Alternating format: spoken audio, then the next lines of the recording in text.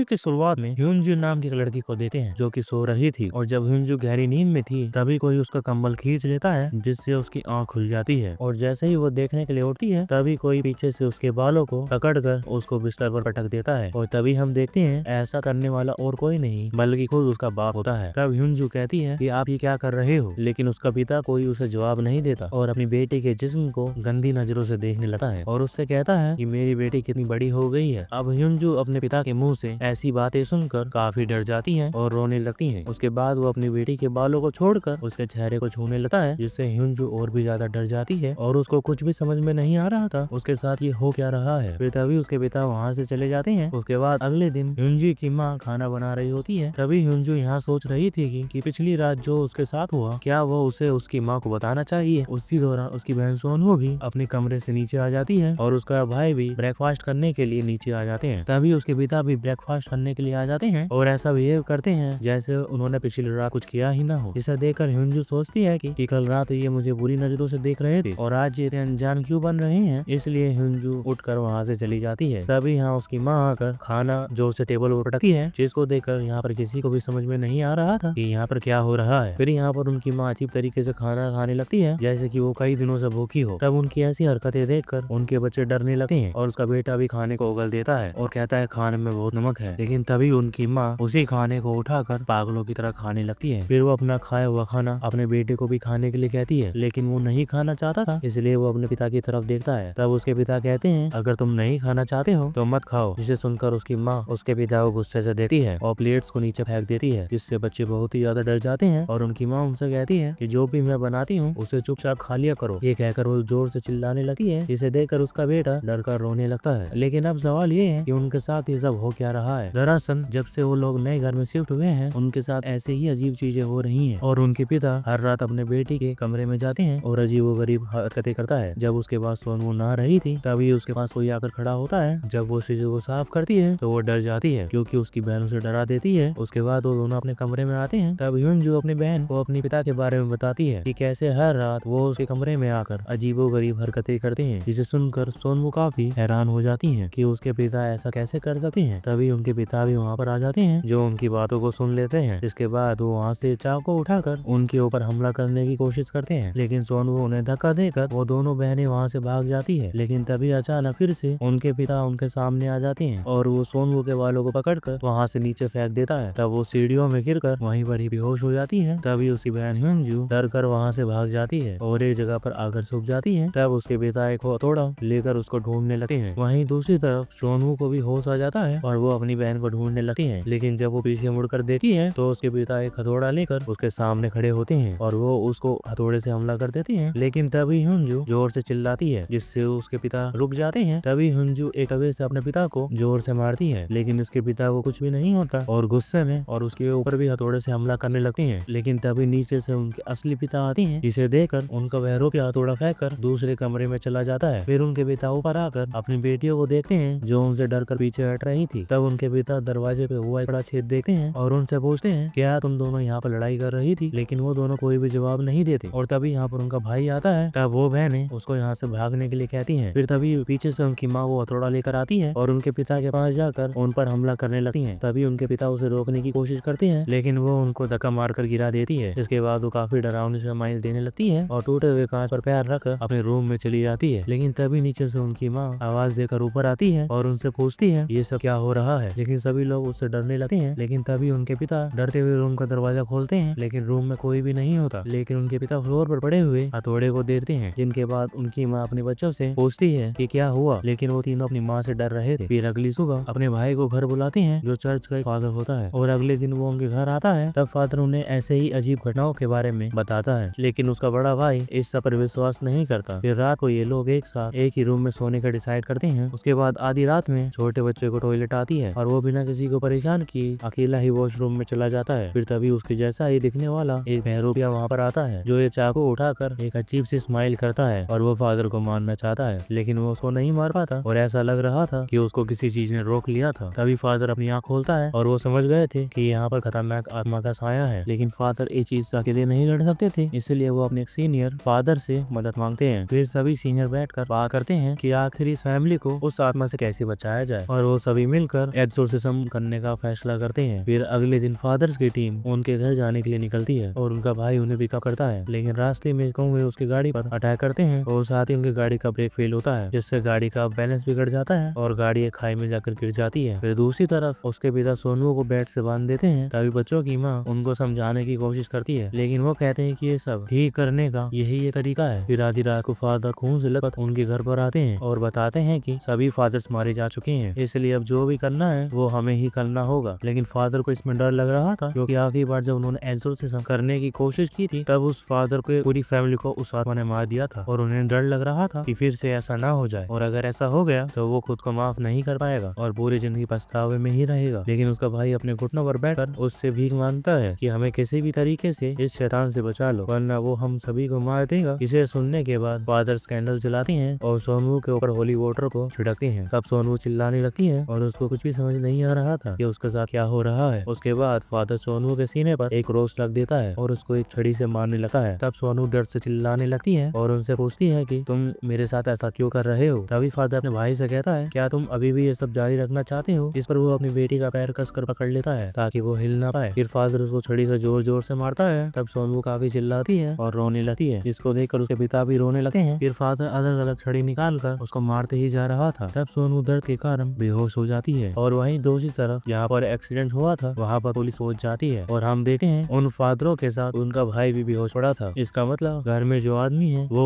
उसका भाई नहीं बल्कि खुद ही शैतान है, जो कि लगातार सोनू को पीट रहा था। अब सोनू की माँ से ये सब बर्दाश्त नहीं होता, इसलिए वो फादर को उसको मारने के लिए रोकने लगती है और अपने पति से कहती है कि ऐसा करने से अच्छा तो हम एक साथ ही मर जाएं। लेकिन वो अपनी पत्नी को धक्का मार कर और अपने भाई से ये सब चालू रखने के लिए कहता है। तभी उसकी पत्नी उससे कहती है कि तुम डरपोक हो जो गलत का साथ दे रहे हो, जिससे पति को गुस्सा आ जाता है और अपनी पत्नी का गला दबाने लगता है। तभी पत्नी एक कांच का गिलास अपने पति के सर पे दे मारती है। तब वो भी अपनी पत्नी को दीवार पर पटक देता है, जिससे वो बेहोश हो जाती है। तभी वो अपने भाई की तरफ देखता है जो अजीब तरीके से हंस रहा था, इसलिए वो शैतान पर भी हमला कर देता है, लेकिन वो उसको मारकर नीचे गिरा देता है। और जैसे ही वो शैतान उसको मारने वाला होता है कि तभी असली फादर वापस आ जाता है और कुछ मंत्र पढ़ने लगते हैं, जिससे वो आत्मा यहाँ से चली जाती है। उसके बाद सोनू स्टोरेज रूम की तरफ जाने लगती है, जो काफी बुरी तरीके से जख्मी थी, और अपने पिता की तरफ देखते हुए पूछती है कि तुमने मुझे इतनी बुरी तरह मारने क्यों दिया। तभी फादर सोनू के सामने एक मिरर रखते हैं, जिससे सोनू के शरीर से वो शैतान निकल जाता है। तब फादर उस शैतान को अपने शरीर के अंदर ले लेता है और अपने भाई से उसे मारने के लिए कहता है, जिस पर उसका भाई टूटा हुआ क्रॉस उसके सीने में घुसा देता है, जिससे वो फादर और शैतान दोनों मर जाते हैं। और इसी के साथ ये मूवी खत्म होती है। काफी बढ़िया मूवी है, हॉरर भी है, देखना चाहो तो देख सकते हो। और वीडियो पसंद आई तो वीडियो को लाइक भी करना, चैनल को सब्सक्राइब भी करना। Thank you for watching.